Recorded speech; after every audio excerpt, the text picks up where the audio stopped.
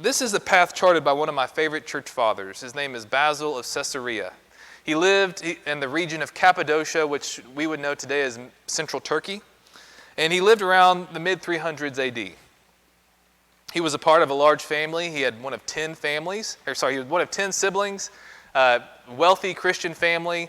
He had relatives who were martyred for their faith. His maternal grandmother died before Christianity was decriminalized in the Roman Empire.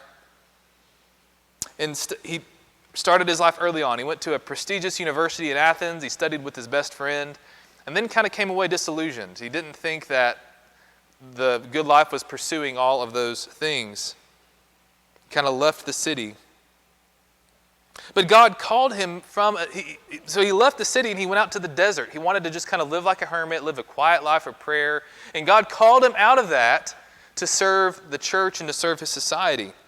Right? He's one of my theological heroes. He wrote important works on the Trinity, on Jesus being fully God and fully man. He wrote important books on the Holy Spirit. He was a theological powerhouse.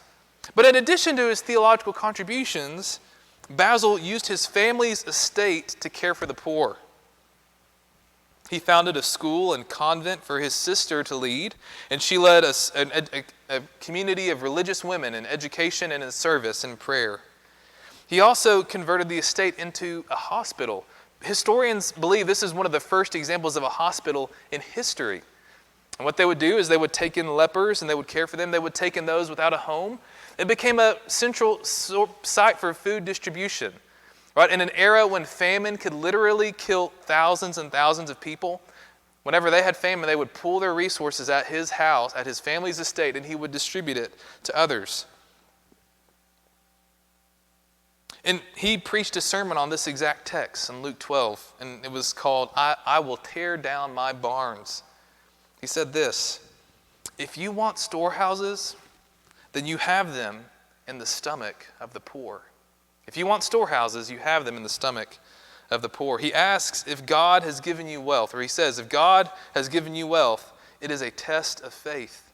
Not faith on whether or not you believe in God, but faith as to whether or not you will obey God and be generous with your wealth and with what he's provided for you. And he put his money where his mouth was.